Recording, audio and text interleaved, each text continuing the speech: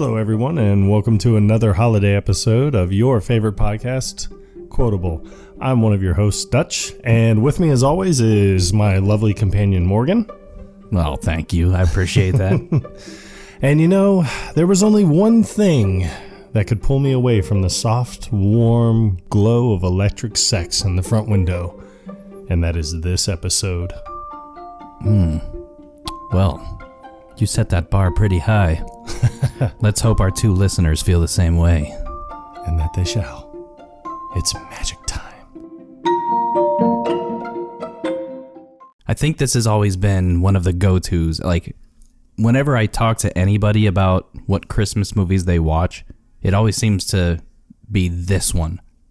It's like this is one of the like common denominators, I guess. Yeah. Well, this movie, I actually have been watching this movie every single year for Christmas for the past 36 years.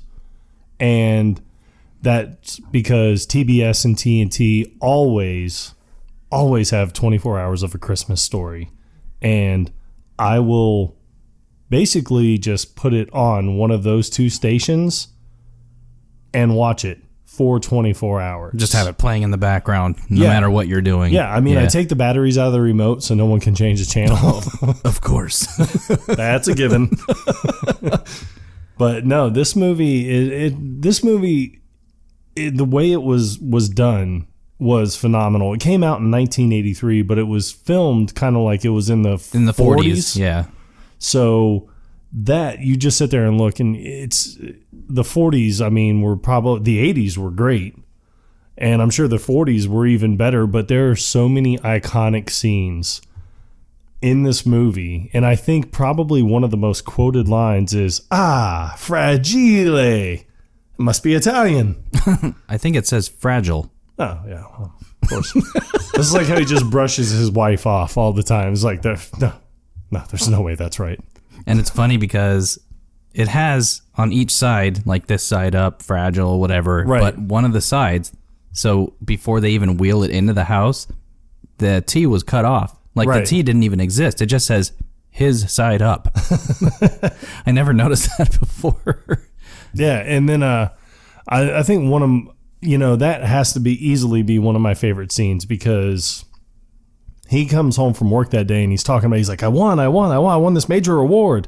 He's like, he's like, hell, it could be anything. He was like, I may have won a bowling alley. And then, his wife's like, what are you talking about? How are they going to get a bowling alley here? And he was like, they'll just send the deed for cripe's sakes. I was like, I didn't expect them to send the whole damn bowling alley. Yeah.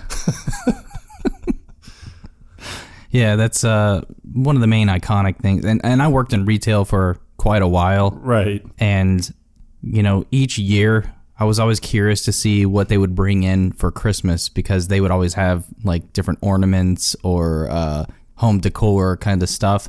Yeah. And I remember when they started bringing in like a Christmas Story themed things. So they even had like miniature versions of the leg lamp. I actually have it on that tree over there in the window in the kitchen. Awesome. Yeah.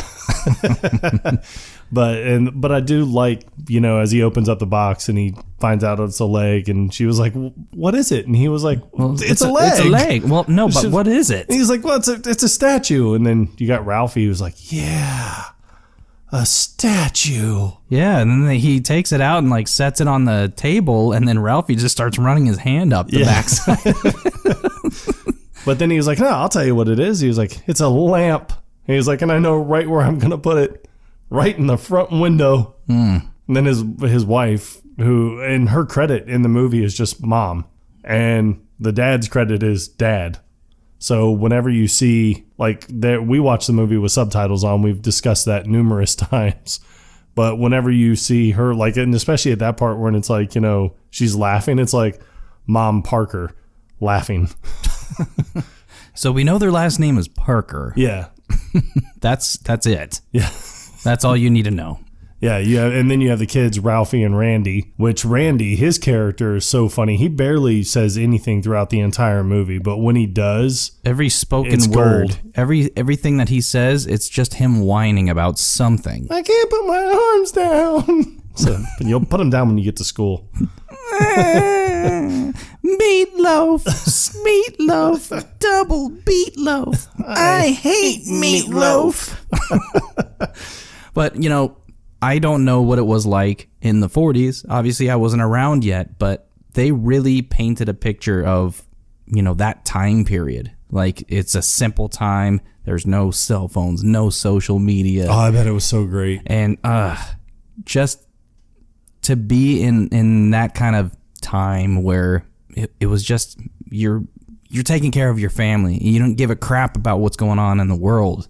Yeah, you'd have your newspapers and the radio and stuff like that, but it's like your main focus was like what's going on in your vicinity, I guess. Yeah, I mean, because they were. The movie is based in Indiana. I'm guessing that's where Gene Shepherd grew up as a child. Because this is. I don't know if this is actually based on like his life experience, like it could a Christmas be loosely based. Yeah, I mean it could be. I do like that he did write the book for it, and the book is not called A Christmas Story. Do you know what it's called? No, I don't. Yeah, the book is called In God We Trust. What? All others pay cash. Are you serious? Yep, dead serious. That is so random. That's interesting, man. Yeah. It's so great. But but Randy's character, I think one of the funniest scenes he had, and it's not even that he had, but it's like, Gene Shepherd, the guy who wrote the book and everything, and he does the narration for the movie. So just when Scut Farkas makes his first appearance. And what a name. I know. He had yellow teeth. Yellow eyes. Oh, yellow eyes. Yeah, I swear. I swear to God. He had yellow eyes. So, but he like pushes Randy down, and then it shows him laying there, and he's like, Randy lay there like a slug. It was his only defense. That's true. Yeah. It's like playing possums playing dead, basically. Yep. Can't do anything. I mean, there are the main iconic things like the whole "you'll shoot your eye out." That's one of the most remembered lines, I should say. Right. And then you've got the leg lamp, and then you've got the bunny outfit. Yeah. But in the narration alone, there are so many great lines that are said. Yes. And just the narrator putting into words what may have been going on in Ralphie's head. Right. But he does it in such an eloquent way. He does. And it's almost like you're watching a book.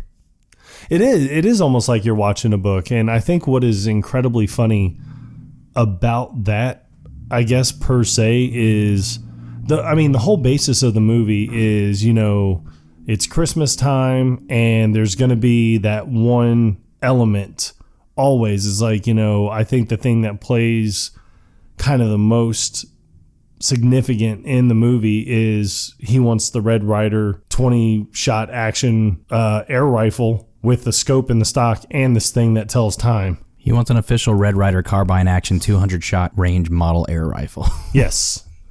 Like, I had to find it. With the compass and the stock. And the thing that tells time. It's a clock. It's a clock, people. And we did watch it earlier today. Just, yes. In preparation. Yes. Just to, get freshened up on everything. And that, the fact that he says it's a thing that tells time. Yeah. And nobody else corrects it. No. And, well, see, what I think is phenomenal is, there are scenes where they're at school, and when they're at school and the teacher's like, I want you to write a theme, and everyone's like, it's like what I want for Christmas. And he's like, this is my chance. I can do it. So he runs home to write his theme, and just when he's talking about it, and he was like, I want the Red Ryder carbine action 200-shot range model air rifle with a compass in the stock and the thing that tells time. Wow, that's great. Yeah. He's so proud of his own work. But even when Gene Shepherd's talking about it, he's like, never have the words flowed from my pencil with such fluidity. Right. But it's such a basic thing to say. Exactly. It's just like sometimes, can you write? Yeah. Like me, I can write. I just choose not to. Just because of the fact that I know I can't write. And I also, like, I wrote a short story one time, and I got out of writing because I realized, like, man, if this ever gets picked up, then I have homework literally for the rest of my life. All the time. Yeah. Yeah. So That's like, why would anybody ever be a novelist? but I mean, I commend the writers out there where it's for like, sure. like, good for you. Good for you. Yeah. So Yeah. And I got to say, one of my favorite lines in this is when, he drops the F-bomb. They get a flat tire on the way home. Yeah. Fudge. Only I didn't say fudge. I said the word. The big one. The F dash dash dash word. What did you just say? That's what I thought you said. Get in the car. Okay. It's like how he gets in and then his mom's like, how'd it go, Ralphie? And he just doesn't say anything. So immediately right there, like your motherly instinct would kick in and be like, something happened. Yeah. So, no, but she didn't question it. No. But I like how when they get the flat tire, it's like this happens so frequently that he's already got it down to like 4 minutes. Yeah. Well, I do like Gene Shepard's when he's talking about it, like in the narration, he's like, my dad always envisioned himself in the pit crew in the Indianapolis 500. So like that was his whole thing. Like that's where he saw himself. Like, I got to change. I have to change the tire on this race car or we're never getting home. Yeah. But then he was like, well, my dad, his tires in the philosophical sense were tires. I mean, they used to be made with rubber. They're round. They were once made of rubber. Yeah. I don't know what they're made of now. Like, I don't know. Like, so they've somehow transformed over the years. But I don't know how this was even legal. But when he pulls it out, you can tell there is absolutely no tread left on this tire at all. Hey, it just has to hold up the weight of 1/4 of the car. Yeah, it just has to hold air. That's at it. This point. Let's just get it home and we'll figure it out from there. Because I can sit here and honestly tell you, I mean, I've driven in snow before, not often, but if there's no tread on that tire, that car's going nowhere. You're fudged. But after the proverbial F-bomb that is dropped, it cuts to Ralphie with the soap in his mouth. Yeah. And I love the way that this scene is described. Like, over the years, I got to be quite a connoisseur of soap. Yes. But the way that he talks about, like, the Palmolive, he's like, though my personal preference was for Lux, I found that Palmolive had a nice, piquant after-dinner flavor. Heavy, but with a touch of mellow smoothness. Yeah. But it's like, but not, what is it, Lifebuoy? Yeah, Lifebuoy. He's like, but not Lifebuoy. He's like, ugh, ugh.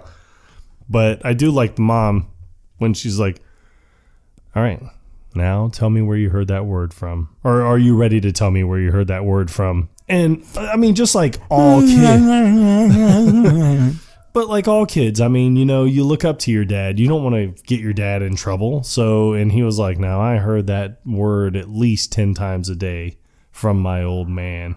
He's like, but my mind just went blank. And it's not like it went blank. I mean, he could say, well, I hear it from dad like literally all the time. You hear it from dad literally all the time. Ipso facto.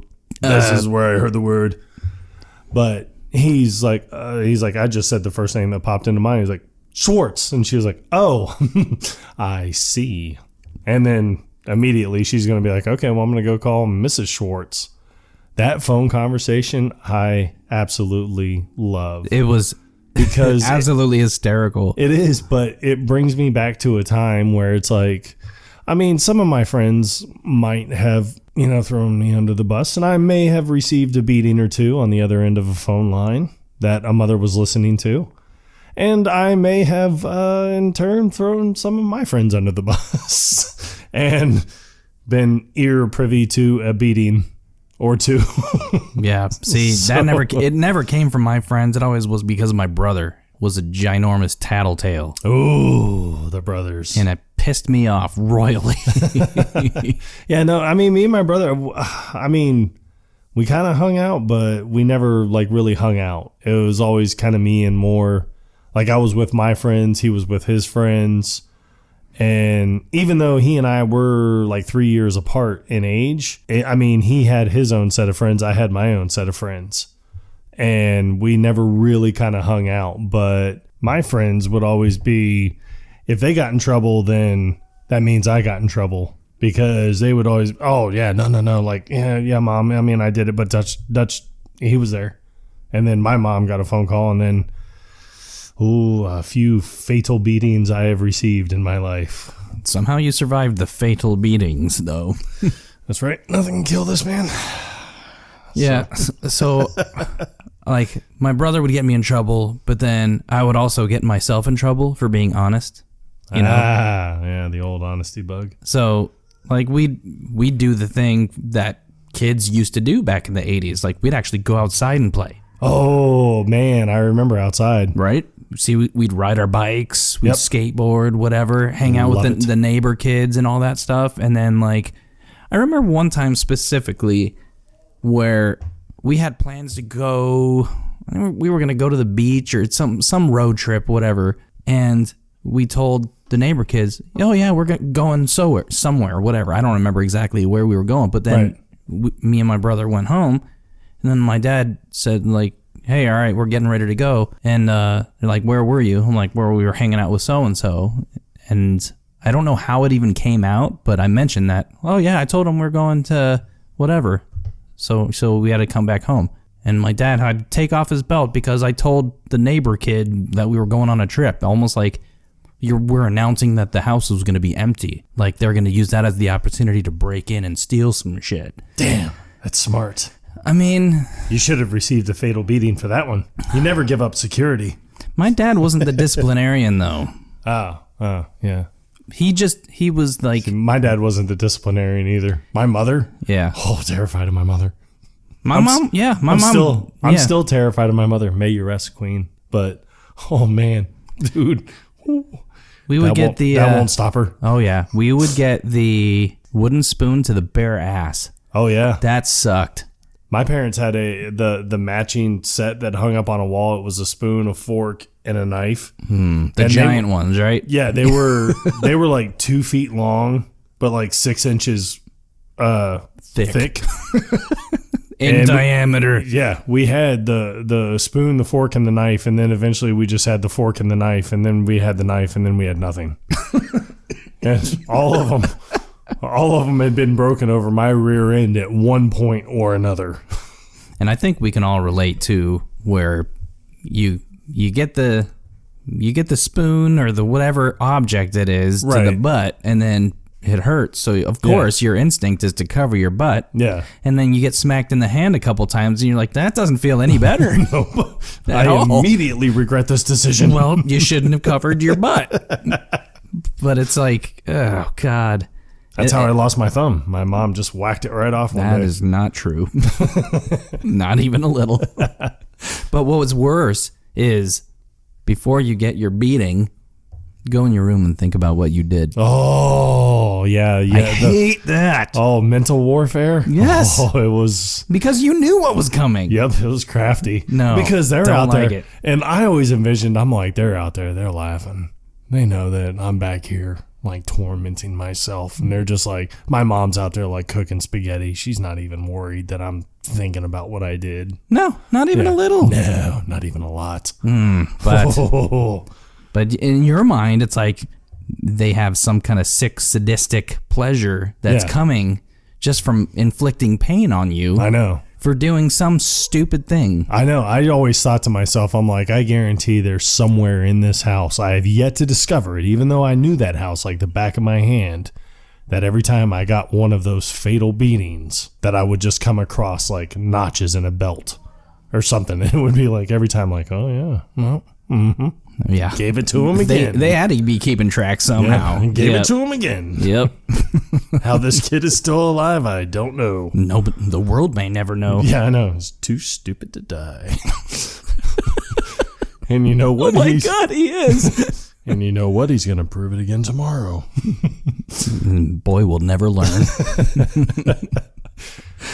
Oh man, but you had brought up the school scenes. And, well, I was gonna say that what we were just talking about as a kid. I don't know if you felt the same way I did, and the same way Ralphie does. He gets the soap in the mouth, and it's just one of those things where you're just like, oh, and he even says, I really hope that my parents know what it's like to be stricken down with blindness. And, you receive a couple fatal beatings and you're like, you know what? I really hope she breaks my back at this point and I'm crippled for the rest of my life, and be like, yeah, where'd that get you, Mom? Yeah, and I love how they threw in this movie. There are multiple situations where it's like, let's bring you into Ralphie's world here for a second. Yeah. So let's see what the future is going to look like when he's stricken blind due to soap poisoning.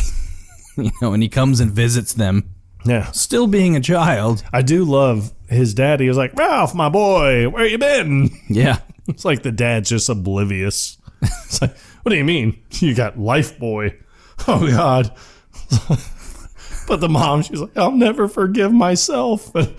I think it's an underlooked line in that situation, because she's like, oh, I'll never forgive myself. And he was like, thanks, Mom. But I like how he's got that cup that he's hiding in that. He's got a hole in the jacket that he's wearing, and it just pulls the cup out, and he starts like swaying it around like he's begging for money. So great. Oh, so great. But then I like the father when he's like crying. He's like, I told you not to use the Life Boy.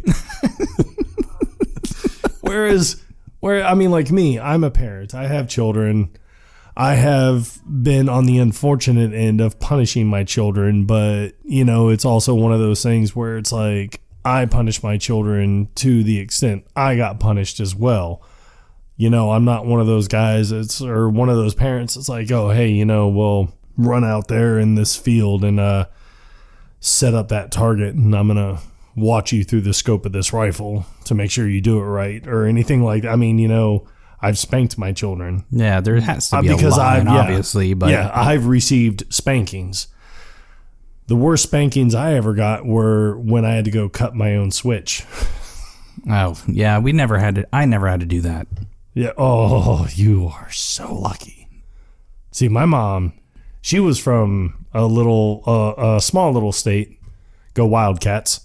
And that's, ooh. You want to talk about mental warfare right there. You had to think about what you did. If you're sitting there looking at it like, well, I can't go back with that branch because I'll die.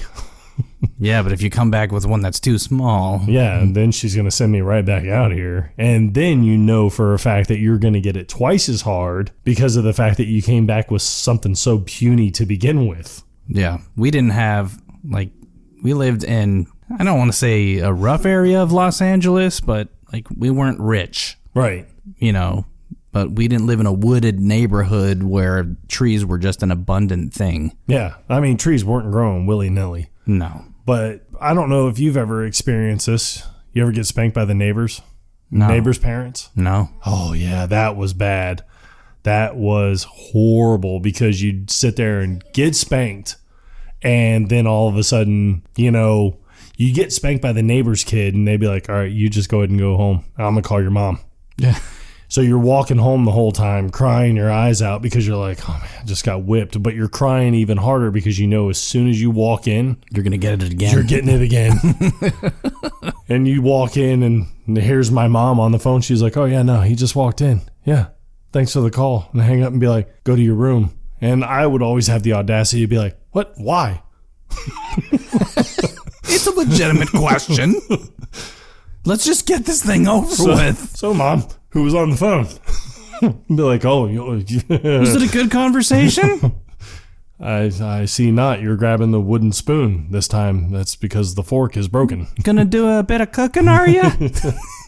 Making some spaghetti, perhaps? Oh, yeah. Oh, man. You want to talk about a more horrid beating. Oh, God. But we never got the soap in the mouth. That just seems cruel and unusual. Oh, yeah, no, dude. I had soap in the mouth all the time. What? Yeah, all the time. That's just weird. Because I would say something to my mom that she just wouldn't like. I mean, my mom would, it's obviously I regret all of it now, but it would be one of those things. She'd be like, oh yeah, well, you're grounded for a day. And I'd be like, well, okay, well, why don't we make it 2 days? And basically what it was, I guess, is just me saying, hey, you know, I'm just going to go ahead and cash out all of my winnings right now. Right. So it's like, oh, hey, well, you're grounded for a day. Well, why not make it 2 days?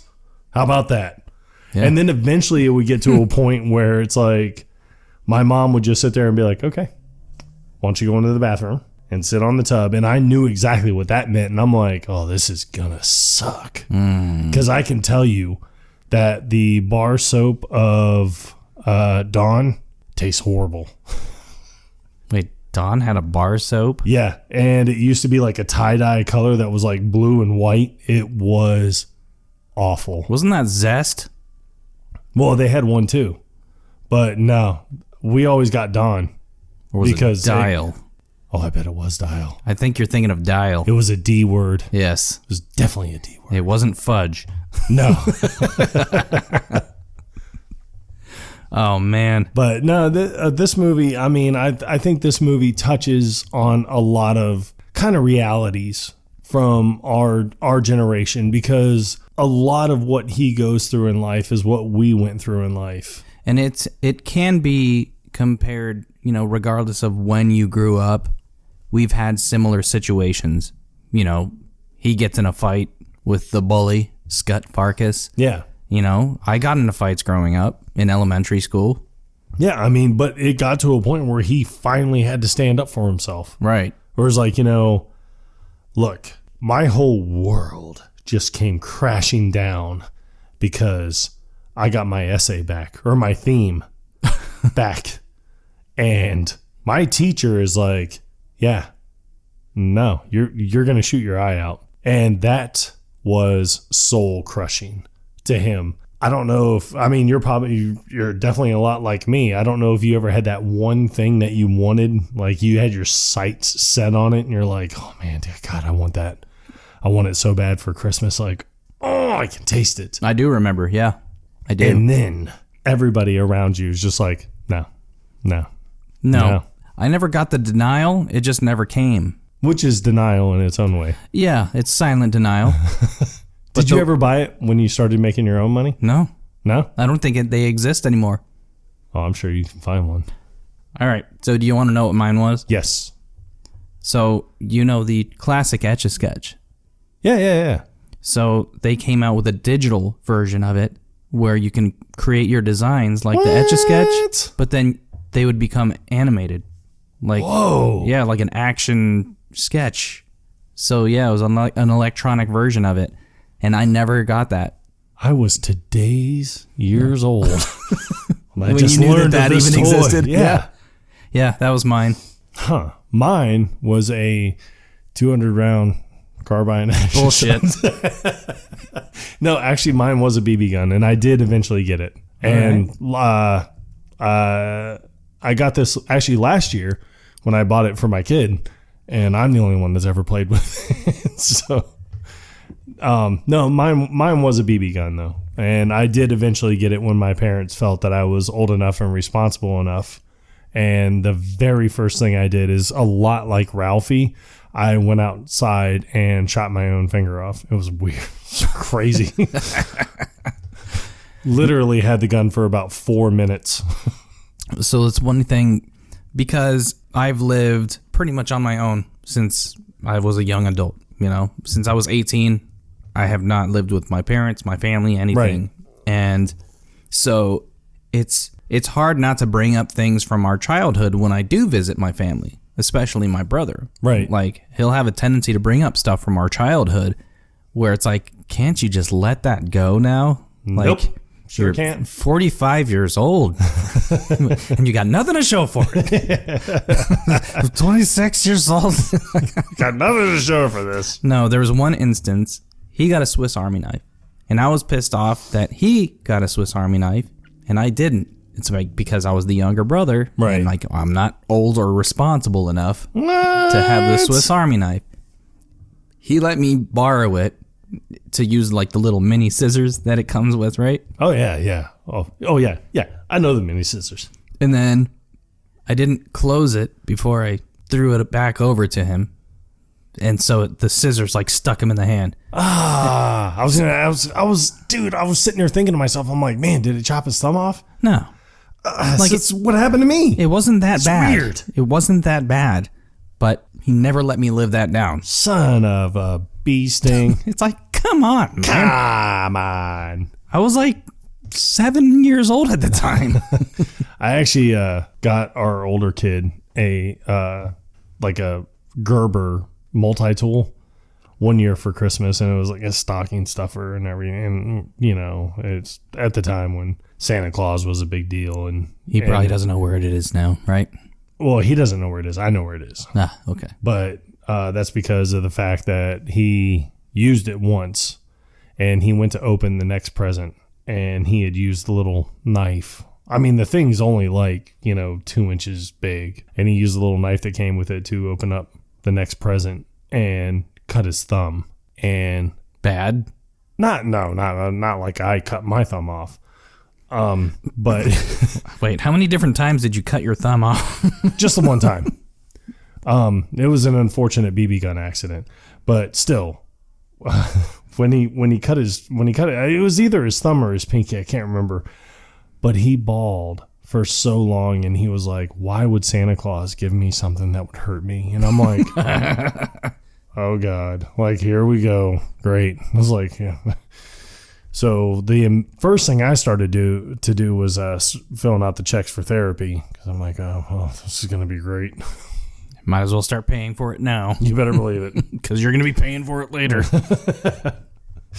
No, but these are all relatable stories back to this movie. This movie is a classic because, you have this average family that, I mean, they're doing the best they can in life and everything else. And then you have the kid, well, I mean, not so much Randy, but Ralphie is just like, I can't believe it. Like, my parents just don't love me at all. I have to eat soap. I get punished for saying a bad word that my dad says literally all the time. He is one of the most feared furnace fighters in the entire world, though. Oh my God. Dude, some of the language, and it's like, if you go back and watch this movie, like if you haven't watched it already for the holiday season, watch it again, but put the closed captioning on. Yes. Because some of the words that come out of his mouth when he's irritated, or he's like trying to fix the furnace, or he's dealing with the next door neighbor's dogs, the Bumpus's dogs. Yeah, 785 smelly bloodhounds. Yeah. And they don't listen to anybody but him. Yep. I do like when he comes home and he's like, I won, and then he sticks his leg back out the door when the dogs are there, and he's just sitting there, and he's like, here, have one on me, and then shuts the door, like slams the door, and the dog's ear is still in it, and he's like, and he opens it up, and he's like, that's what you get, you smelly buggers. But I think the most iconic scene of it is when Christmas is over. The mom is in the kitchen making the turkey and everything, and his dad is such a turkey connoisseur that you can see the gleam in his eye easily, like a few weeks before Christmas, because he starts getting ready. It's like, the turkey a la king, turkey sandwiches, turkey soup, turkey gravy. It's going to be turkey everything, all these leftovers. But all these dogs break into the house and eat the turkey. And as he's running out the back door, he's like, it's a Bumbuses. Yeah, it's almost like incoherent. Yeah, it's very incoherent. But the weird thing is, like, and we like poking holes. We do it every episode. And I don't really consider this poking holes, but it's just like, why did she bring the turkey out and leave it sitting out on the table for so long? Well, she was actually in the middle of basting it, and Ralphie had the accident where he shot the target, and it ricocheted and hit, and then he broke his glasses. I shot my eye out. Yeah, it was the first thing out of his mouth, which was the first thing out of my mouth when I got my air rifle. And my mom told me, she was like, you're going to shoot your thumb off. And I was like, yeah, right. Very first shot my thumb off, and I was like, great. So I was like, hey, an icicle fell off the house. On my thumb. On my thumb. Cut it right off. It's weird. So, and then she was like, that is weird because it's 95 degrees outside because we live in Florida. And I'm like, yeah, I know. Semantics. Strange. I know, right? She was like, bring the icicle inside. And I'm like, I can't. It melted. Because it's 95 degrees out. Yeah. What are you, crazy? Jesus, have you been outside, woman? Hello? It's burning up. I was actually in the pool. You know what? Now you're not making sense. So, but here's the weird thing: is like I know he wears glasses. Yes. In the movie, but even without your glasses on, you're not completely blind. Maybe he was. I mean, I don't know. Not yet. Not until he was 21. Well, the thickness of the glasses in this movie do not look like he's blind at all. No, not even a little. So my point is, when the BB comes back, hits him in the face, the glasses fall off, and they're sitting in this white snow. They're Right. dark-rimmed glasses. Right. So even without your glasses on, you should have been able to look down and find them pretty easily. He might have been afraid it might have been one of the Bumpus's dogs. Turds? Leavings. So you never know. That's I don't want to possible. put that on my face. I wouldn't either. But still, you don't just go stomping around willy-nilly while your glasses are amiss. That you don't. But I love when he's like, I got to cook up a lie real quick. Yeah. He's like, I got to work up some tears. Yeah. So he starts fake crying, and then his mom comes outside. And I just love how he's just like, an icicle fell off the garage and then hit me. I know. It's like all of a sudden he was just channeling John C. Reilly. Yeah. and I was sitting there. I was like, oh my God, I didn't know what to do. And, I was like, I know, it seems like something touched my glasses. it was weird. It was cold for a second. It's like John C. Reilly or is it Bobcat Goldthwait? It really hurt. I know that. It hit me in the face. I just don't want it to happen again. But no, this movie is classic in its own right. Everything about it is wholesome. It's lovable. It's relatable. And I think that's what makes it so quotable. Yeah. And, we can't leave without talking about the tongue on the pole, because Best scene of the entire movie. it has to be. Yeah. Oh, Flick. Just what led up to that. Yeah. The fact that it's I dare you to put your tongue on the pole. Well, and then see, it and it escalates from there. Well, it's funny because it even started that morning when they were going out of the house, when they were walking to school, and Schwartz comes out, and Flick's already there. And I love Flick's introduction because Ralphie comes right up. He's like, Flick, wait up. He's like, what are you doing? He's like, what do you think I'm doing? Picking goobers? Where did that even come from? No idea. So I guess it just kind of means, I guess that's like the 40s version of be like, what do you think I'm doing? I'm walking to school. You think I'm staying here, what, picking my nose? Yeah. You idiot. This is Terre Haute. Come on. We have dignity. Right. So, and then Schwartz comes out and he was like, hey, all right, listen up, smart ass. He's like, I asked my old man last night. He's like, yeah, guess what? He was like, if you stick your tongue to a piece of metal in this weather, it's going to stick. And he was like, your old man's full of it. Yeah, so they wait till recess. And then That's a given. Yes. They'd have no other opportunities. No. Except maybe after school, but who's going to do this after school? You want to get your ass home. Exactly. I got things to do. There's a theme to write, baby. Yeah. So you get dared to do something. It's like, okay, maybe you can kind of shrug that off. Yeah. I dare you to stick your tongue to this pole. And you could be like, okay, yeah. No, that's dumb. Yeah, I'm done. I'm not going to stick my tongue to this dirty, disgusting pole. All right, fine. I'll double dare you. Okay, then you know it's getting serious because now all of a sudden you're starting to see that this person is laying down the cards like, all right, his hand may be a little bit better than mine, because on one sense, you're not entirely sure because you're just a kid. Yeah, You're like, an idiot. You can assume that what he claims is not going to happen. Right. But you don't really know. Yeah, I'm not going to stick my tongue to this dumb pole. And he's like, I double dog dare you. Oh, snap. Then everyone's like, oh no, it just got real. Right. And then, as Ralphie does explain in the narration, it was like, the only thing left is the triple dare. And then you have the coup de grace, the triple dog dare. And then he was like, I'm not sticking my tongue to this stupid pole. And he's like, I triple dog dare you. And it's like, oh, well, Schwartz did, go on. He ignored etiquette. He broke etiquette, yeah, he basically. broke etiquette on this one and ignored the triple dare and went right for the throat. Yes. So then, not to be called out, he has to. He was obligated. Yep, he was obligated at this point to sit there and say, "Hey, no, I'm all right. We're getting this done. I'm gonna do it. I'm not gonna like it, but I'm gonna do it." And it's kind of gross the way this kid sits there and sticks his tongue out. I've always just kind of been like, because it's like, what did they do to plan for this scene? It's similar to Elf when he starts picking the gum off of the side of the street and the subway railing or whatever.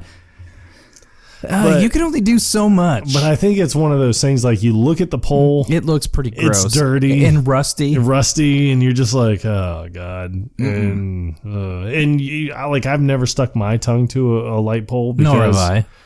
Oh, because I have common sense. Because it's gross. Yeah, but I mean, looking at that, I'm just like, oh, I know how that tastes. Tastes like blood. From all the previous tongues that have been on it. This scene reminds me of Dumb and Dumber. When they're in Aspen. Yeah. Because, look, Frost. Yeah, they used a fake tongue. They used a fake tongue for him to stick to the ski lift, but it's like this movie that came out like over a decade earlier. Oh, yeah, it was like 15 years earlier. And they did not use a fake tongue. No, and the only thing I can think is, it is the kid's real tongue, and when... I do love the teacher, because she's... Where's Flick? Has anybody seen Flick? And then you hear the narration, he's like, Flick? Flick who? My best friend, but Flick. Flick she just used the F word. Yeah. So, and then I love Mary Louise, just right in the front row, barely raises her hand. She was like, yes, Mary Louise. She just points out the window and she's like, oh my God. I love her face because she just turns like, okay, what? And then she's, oh my God, and runs out of the classroom. And immediately, because everybody in the class knows exactly where Flick is. Yeah. So they run straight to the window. What my favorite thing is... Snow's pouring down. This kid's just waving his arms. But the dialogue before they even head back to class... Yeah. Because the bell rings. Yeah. Well, the bell rang, so what are you going to do? Come on. It's like, stuck. Of course it's stuck. You were told it's going to stick. But then it's like Ralphie's going to leave. It's like, come back. He's like, come back. The bell rang. I gotta go. I've got obligations. Yeah.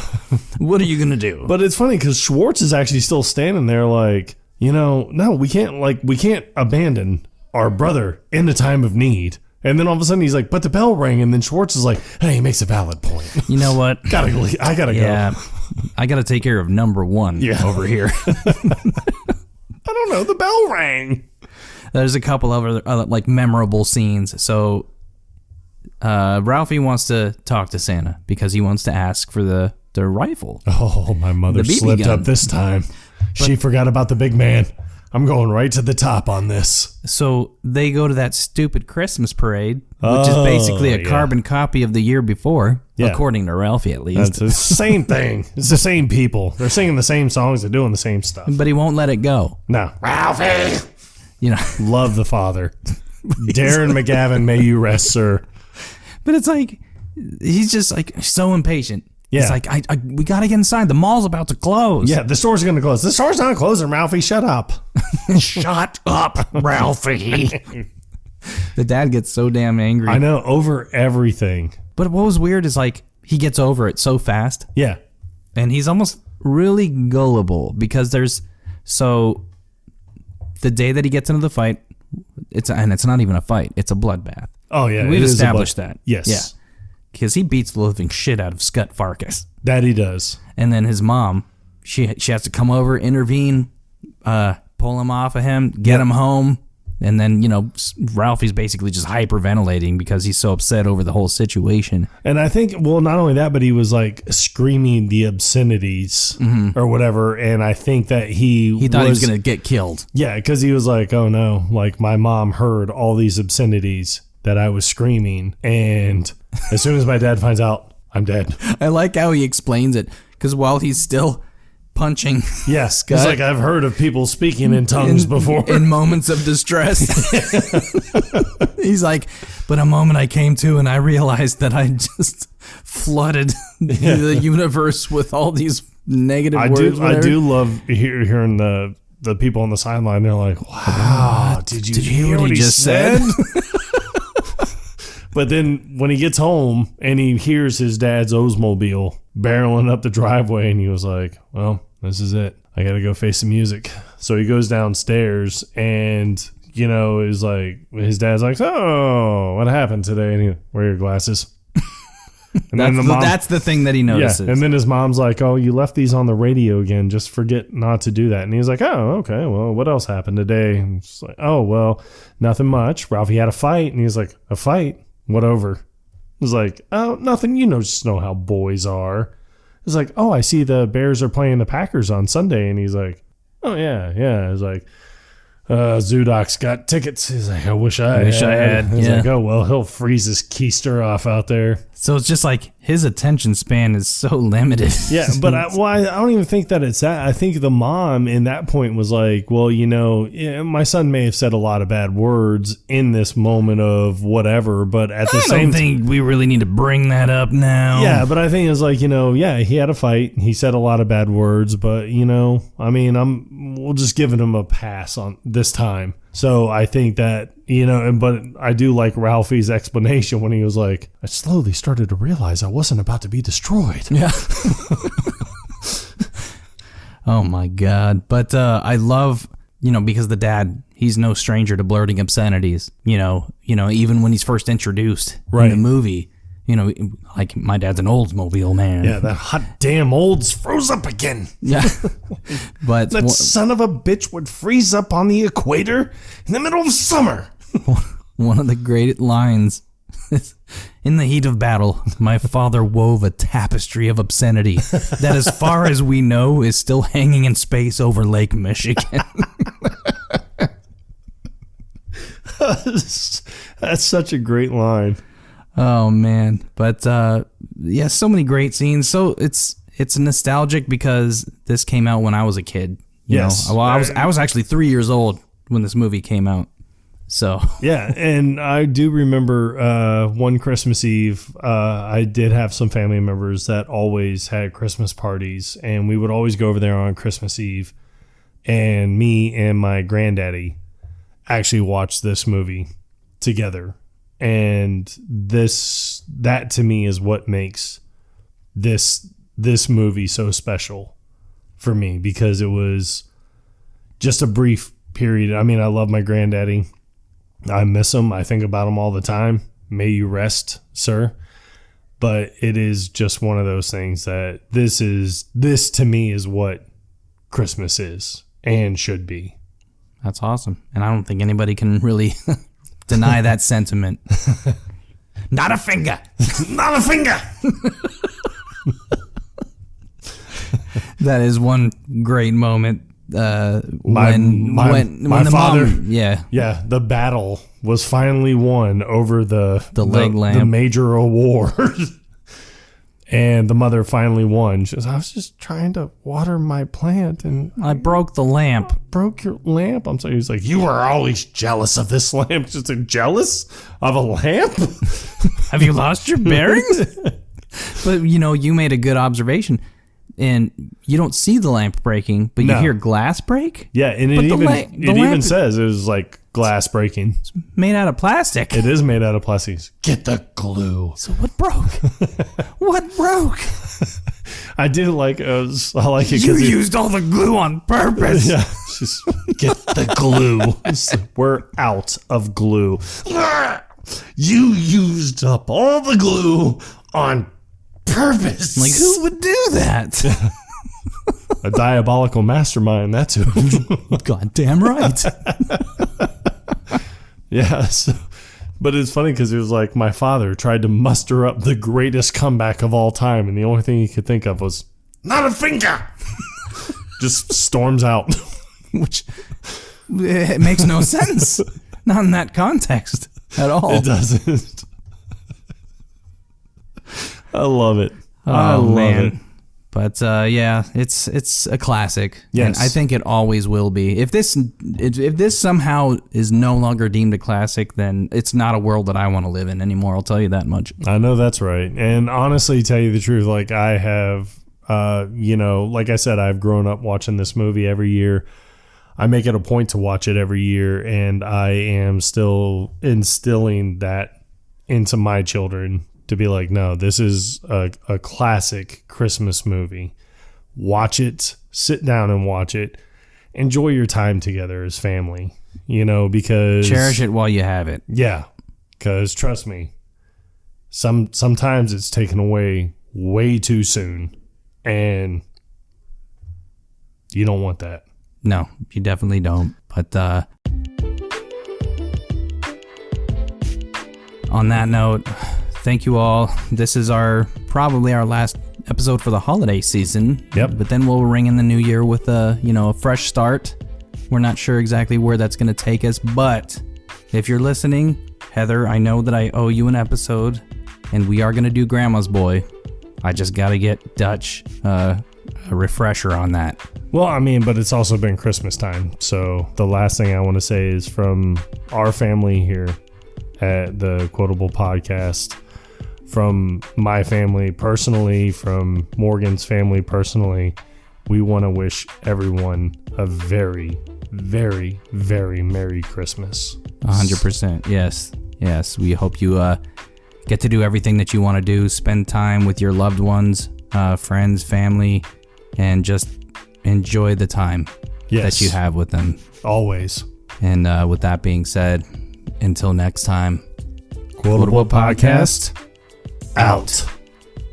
You'll shoot your eye out. not a finger.